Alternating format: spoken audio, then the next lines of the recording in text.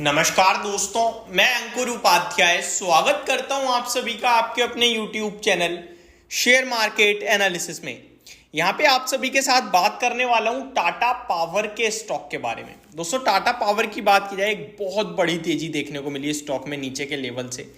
यहाँ जहां पे स्टॉक अगर हम देखें तो मार्च 2023 में 192 से भागना शुरू हुआ है स्टॉक, और स्टॉक ने 460 का हाई लगा दिया एक साल 3 महीने के अंदर ऑलमोस्ट आपका पैसा डबल से भी ज्यादा कर दिया इनफैक्ट। और एग्जैक्टली अप्रैल 1 में मैंने आपके साथ डिस्कस किया था कि अब हम मंथ ऑन मंथ बेसिस पे जब तक लो ब्रेक नहीं करेगा तब तक कैरी करेंगे।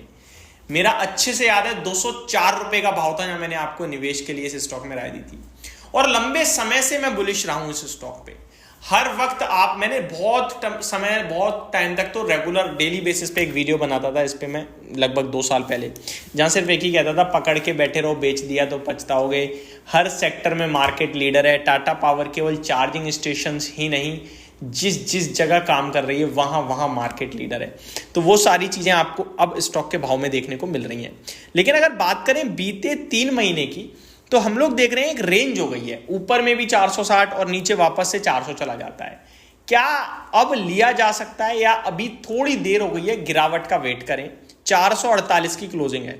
तो 2-3 चीजें कहना चाहूंगा। पहली तो ये, यहां पे अब उतने हैवी जो डिमांड देखने को मिल रही थी, हैवी वॉल्यूम्स थे, वो अभी नहीं है।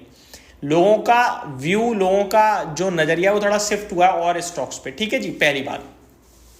अगर आप पॉजिटिव देखें तो स्टॉक ऊपर नीचे भले ही कर रहा है, लेकिन हाइस पे ही खड़ा है आपके लिए। और जब जब नीचे जा रहा है ना किसी कारण, किसी ना किसी वजह से जा रहा है। अभी रिसेंटली 4 जून को स्टॉक ने 400 का लो लगाया, तो 4 जून को तो पूरा बाजार क्रैश हुआ था, आपको पता है।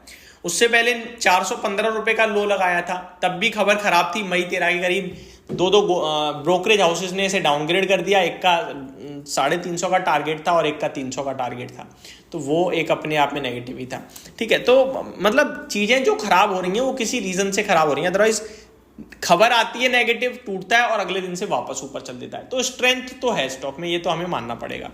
अब हम क्या करें? देखो, इन्वेस्टमेंट के लिए ये स्टॉक परफेक्ट है, कोई दिक्कत नहीं है। सिर्फ आपको एंट्री प्राइस चुनना है। अब एंट्री प्राइस क्या हो सकता है? मैंने ऑलरेडी आपके साथ डिस्कस किया हुआ है। 370 रुपीज का भाव मेरे को अभी बहुत अच्छा लगता है खरीदारी के लिए।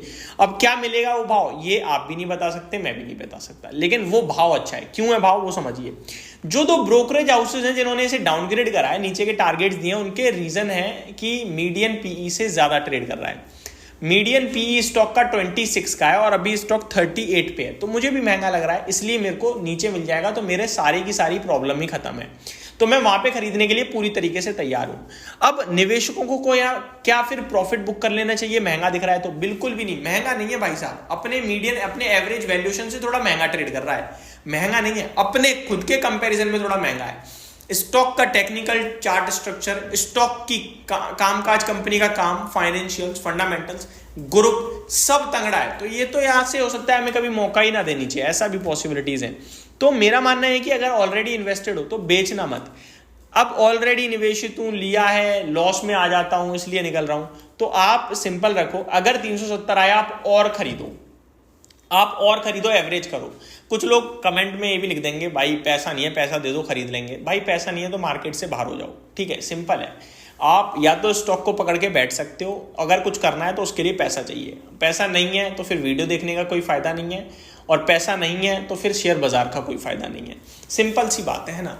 तो आपको क्या करना चाहिए? या तो बैठे रहो और गिरावट में एवरेज करो और ऐड करो, क्योंकि ये स्टॉक ऐसा है जिसमें से आप इन्वेस्टमेंट के रूप से एग्जिट तो नहीं ले सकते, बिल्कुल भी नहीं ले सकते। कारोबार बहुत स्ट्रांग है, चाहे वो पावर से रिलेटेड हो, चाहे वो आपका चार्जिंग स्टेशन से रिलेटेड हो, या फिर बिजली उत्पादन से रिलेटेड हो।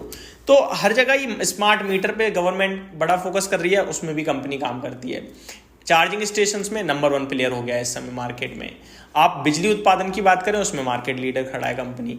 आप किसी भी फील्ड में जाएं, जिस फील्ड में काम कर रही है, मार्केट लीडर ही ऑलमोस्ट। तो बेचने का मतलब ही नहीं है। निवेश का मतलब है 3-5 साल का व्यू और कंपनी के कारोबार पे भरोसा, कारोबार पे पूरा भरोसा आ जाता है। तो मेरे को लगता है आप डेफिनेटली इसे होल्ड ही करना चाहिए।